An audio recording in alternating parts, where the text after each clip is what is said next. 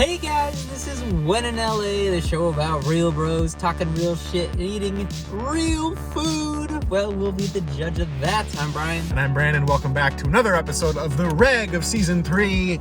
Today we're doing a little place. They're all little place. Oh, this is good though. Little place. Called, what is it called, Brian? Cavarettas Italian Deli. You see, I told him to say it because I'm not an Italian. I don't know how to say that stuff. Okay. Cavarettas.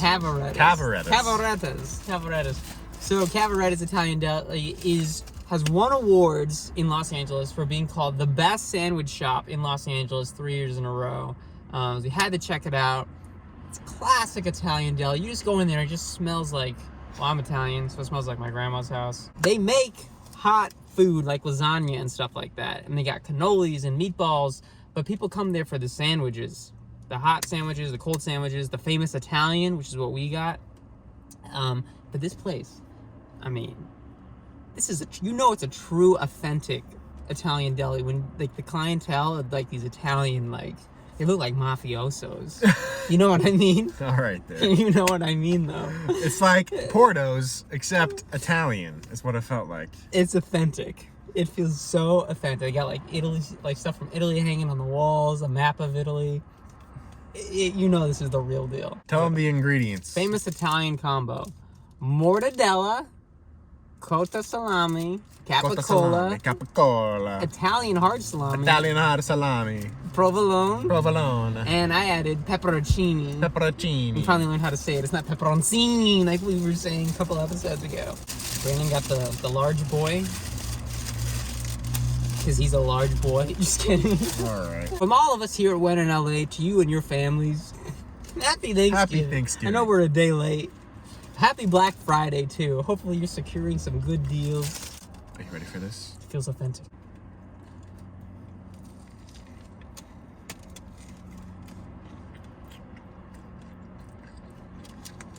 Oh. My jaw popped.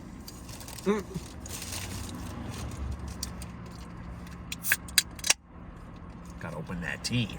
I see you're drinking Arizona 0-calorie tea. Is that because you think you're fat? Because you're not. You guys know how we do it. We take some bites. We don't give the review right away. We discuss our bites, our news bites of the week. But if you don't want to hear any of that, go ahead and click this time code right here. And it'll take you to the end where we do the review.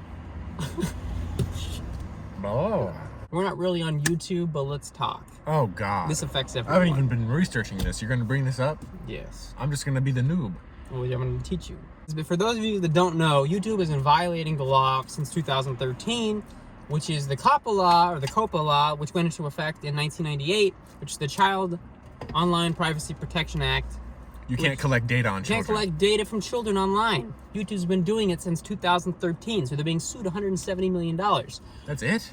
I know, it's not a lot. But it's bad to collect data from children because what it's doing is, what data is it collecting? When they're on YouTube, it's collecting what they're watching so that the ads that they're seeing, that are given to them, are tailored towards them, which is good for companies but bad for children, which is not good.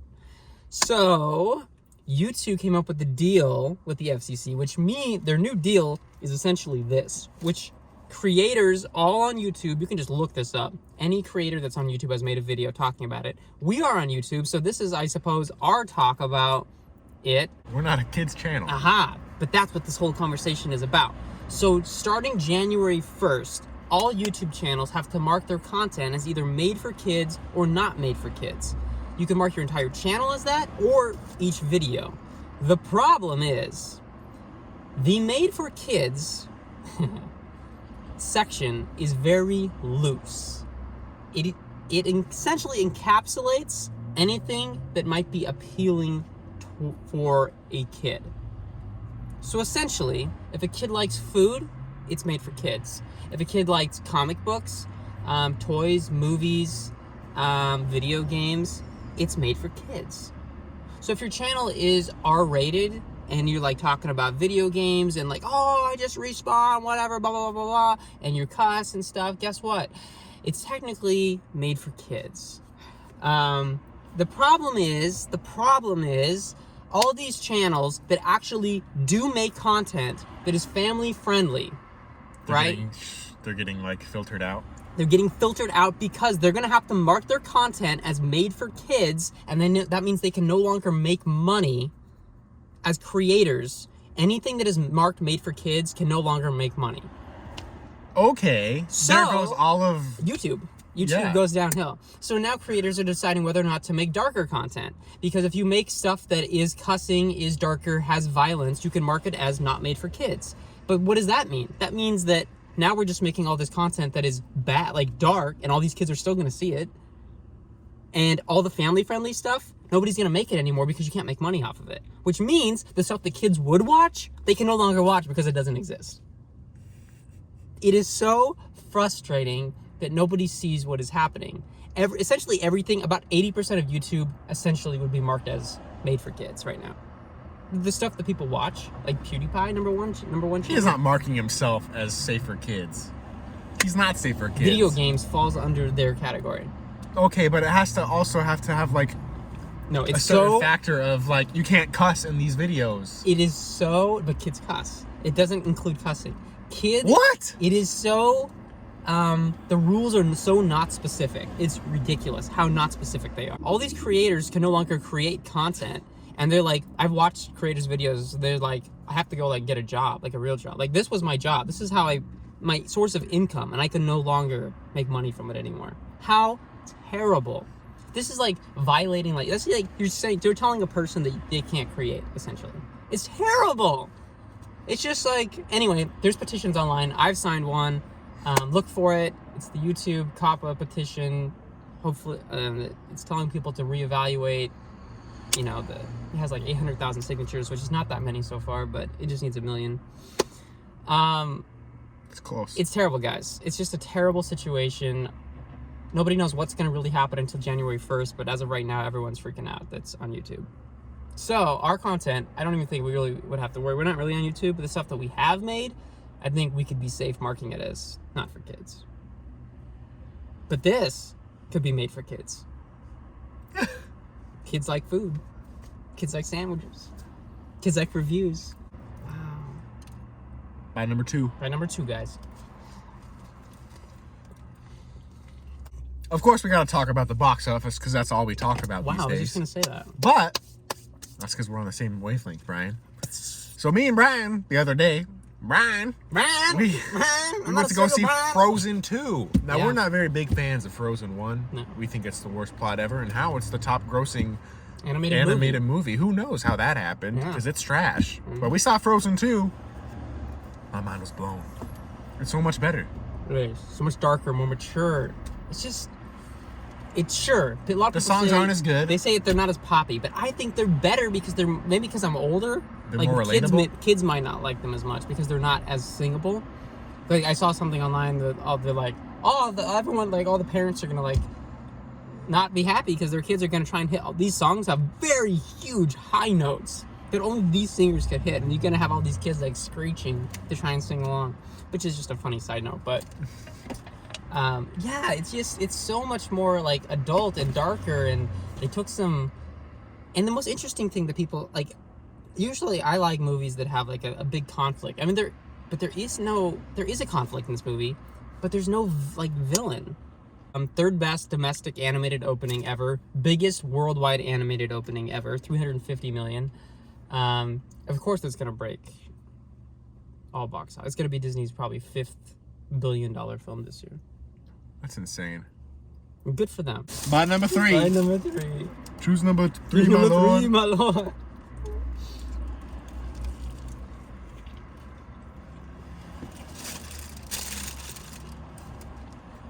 And of course, the age-old debate, should companies, I mean, there's never a good answer for this. Should companies open their doors on Thanksgiving for Black Friday? Apparently, a lot of stores are starting their sales at 2 p.m. on Thanksgiving, which is essentially, it's no longer Black Friday anymore. Let's just call it what it is. It's Turkey Day sales. Target opens at 8 p.m. I mean, on Thursday. That's fine. But they're 2 trying p.m.? they're trying to get in early. Penny's is opening at 2 p.m.?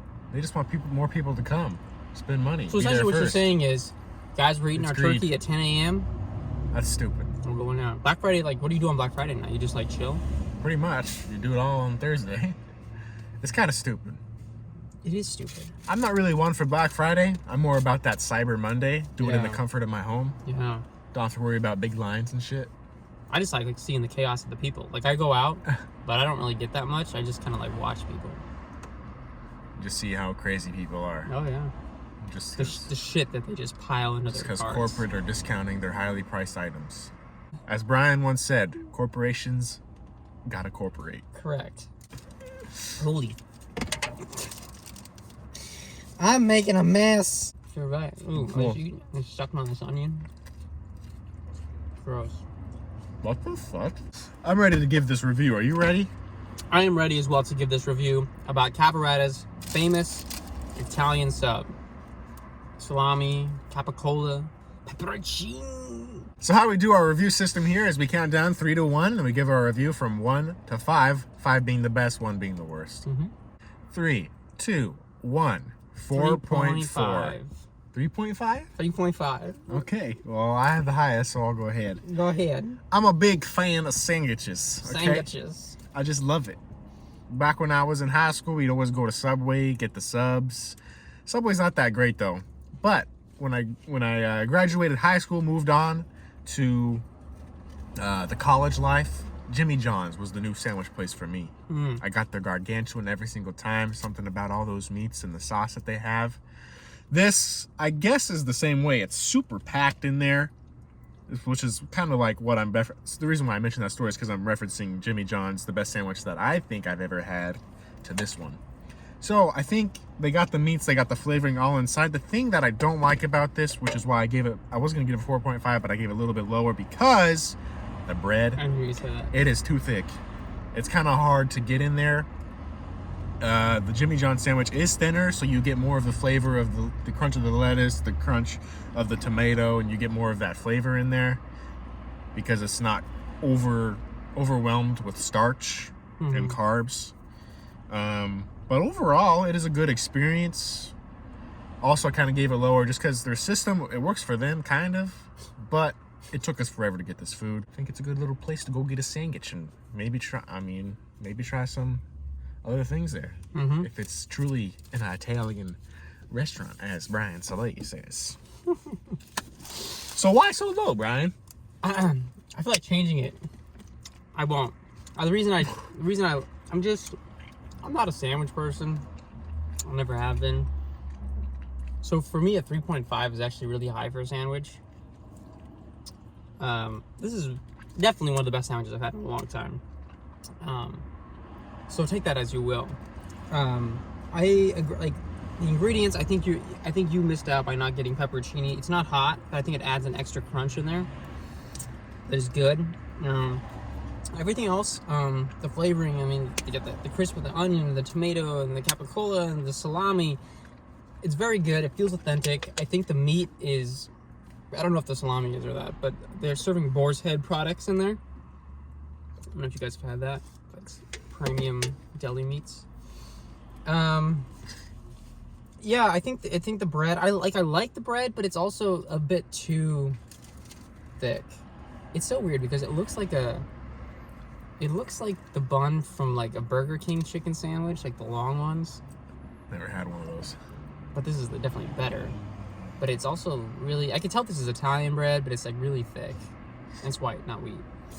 I like it though. Overall, I think it's an enjoyable sandwich. But if I were to come back, I would want to branch out and get some of their hot food items because it just smelled so. Like the smell that I was smelling definitely wasn't this. Yeah. You're smelling the hot pastas. Like the guy that came in and it's not a sit-down restaurant. It should be noted. It is a deli. It is straight up deli. You order at the deli counter, and then they make whatever, and then you get it. And they do have a little seating area, but it's not a restaurant.